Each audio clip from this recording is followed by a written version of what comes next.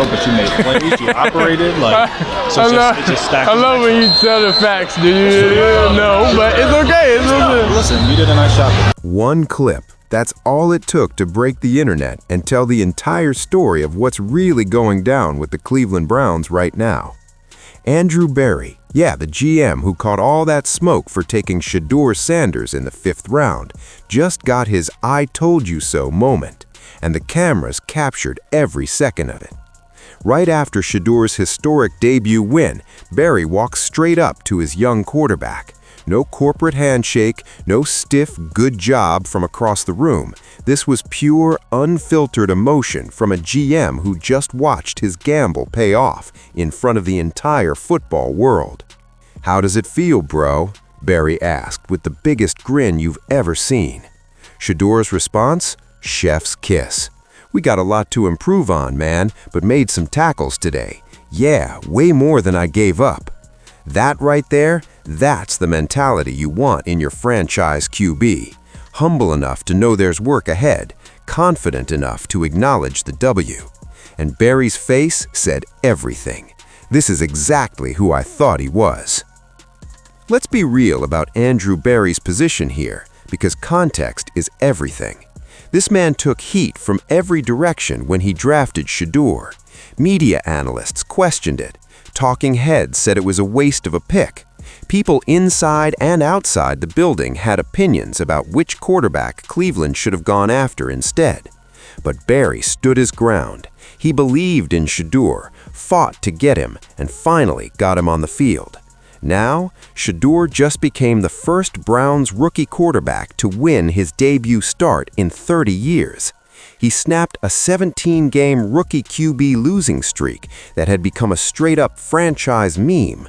He threw for over 200 yards and showed the poise and playmaking that made Berry bet on him in the first place. This is what vindication looks like in real time. The clip went nuclear across Twitter, Instagram, and TikTok because people are starving for real moments in sports. We're drowning in PR-scripted pressers and corporate-approved sound bites. But this was authentic. You can't fake that emotion in Berry's voice or the pride written all over his face. Here's where things get spicy. Shedeur Sanders, the quarterback who just ended a 30-year curse, who won when 17 other Browns rookie QBs failed, who put on a show in his very first start, did not get the game ball. Read that again because it's borderline unbelievable. The game ball went to Myles Garrett instead. The defensive end had 3 sacks in a dominant performance, and the defense as a unit recorded 10 total sacks while completely suffocating the Raiders' offense. Look, nobody's disrespecting Myles. 3 sacks is elite production. The man's been one of the few consistent bright spots during the Cleveland's dark years, and he absolutely earned recognition. The defense was lights out. But here's the thing that's got fans heated. This was Shedeur's historic moment. This was the storyline, the narrative that had the entire league watching, the achievement that'll be in the record books decades from now. And the coaching staff didn't acknowledge it with the game ball? That feels like a massive oversight or a deliberate snub, and neither option looks good. Game balls might seem like small potatoes to outsiders, but they matter in locker room culture. It's a symbolic gesture that shows what the organization values. For a rookie QB who just accomplished what nobody had in 30 decades, not getting that recognition sends a message, intentional or not. And Twitter, Instagram, they're letting Cleveland hear about it. Myles showed his class in the post-game, talking about how good it felt to see everyone on defense eating, and mentioning he expected to break that franchise sack record. But here's the key. For Myles, this was another great game in a career full of them. For Shedeur, this was a defining moment, a historic achievement that changed the trajectory of a franchise. The tunnel scene with Dion and Shedeur after the game, pure emotion. Prime was waiting there for his son, and when they connected, you could see everything, pride, relief, joy written on both their faces. This was a father watching his kid overcome doubt and deliver on the biggest stage. Security had to clear space to give them that private moment, and the respect everyone showed speaks volumes about how significant this victory was.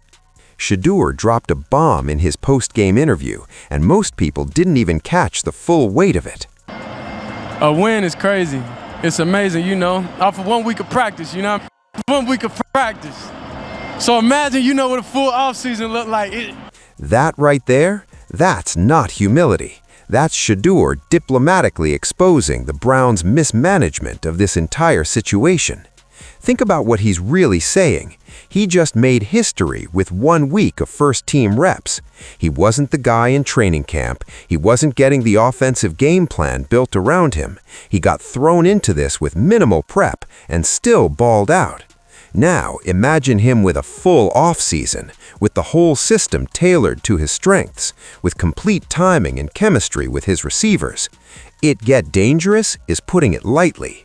That comment is Shedeur's professional way of saying, y'all been wasting time not playing me.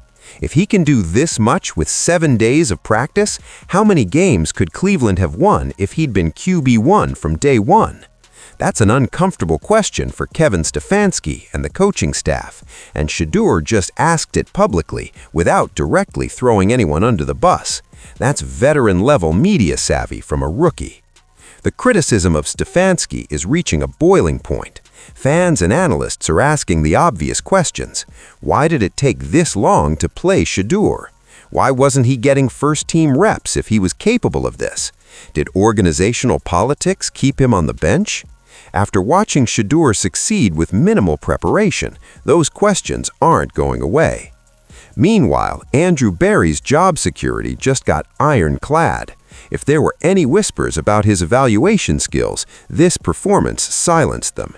He identified undervalued talent, fought to draft him, and his guy just delivered. That's textbook GM excellence. The contrast is stark. Berry looks like a genius. Stefanski looks questionable for not playing Shedeur sooner and for the game ball decision that has half the internet mad. The big question, does Cleveland commit to Shedeur as the starter for the rest of the season, or do they revert back to the old hierarchy once the previous starter is healthy? The momentum, the energy, the actual on-field results, all of it screams to keep Shedeur as QB1. But sometimes organizational inertia and sunk cost fallacy prevent teams from making the obvious move. If they don't roll with Shedeur after this, that "imagine what a full offseason would look like" quote is going to haunt them forever. He just told them and the entire football world that he can be even better. If Cleveland doesn't give him that chance and he succeeds elsewhere, that soundbite will be Exhibit A in the How the Browns Blew It Again documentary. Andrew Berry got his vindication moment with the quarterback he fought to draft. Shedeur Sanders made history, but got snubbed on the game ball. And a fifth-round pick that plenty of people said didn't belong in the league just proved he's exactly what Cleveland's been desperately searching for through 30 years of QB hell. The viral clip of Berry and Shedeur tapped into something real. People want to see the Browns finally get it right. Despite decades of dysfunction, there's still massive goodwill toward Cleveland and genuine hope they can turn it around. Shedeur just showed them the way. Now it's on the organization to have the courage to follow it. What's your take? Did Shedeur get disrespected with the game ball decision? Should he be the starter moving forward? Drop your thoughts below. The drought is over, history has been made, and the real story, it's just getting started.